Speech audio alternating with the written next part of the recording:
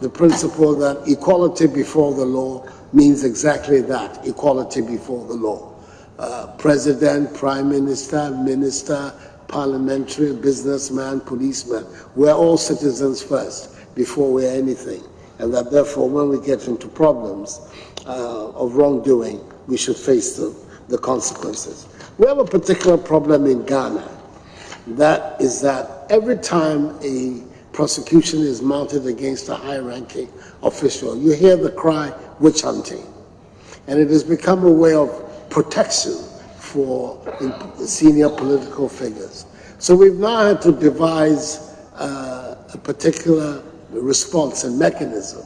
We've established an Office of Special Prosecutor that is a permanent official who is independent of the executive, who has the remit to hold all officials, past and present, accountable for their stewardship. And the person who's the first occupant of that office is a leading figure of the opposition.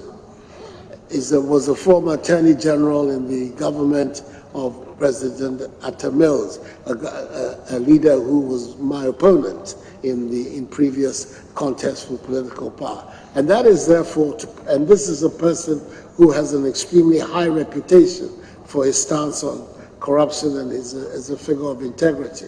And we're taking it that if he then puts you in his gaze for an act of wrongdoing, that charge of witch hunting will no longer be available. And we believe that that is a very important step that we're having to take to make sure that the principle of equality before the law in Ghana is truly made meaningful.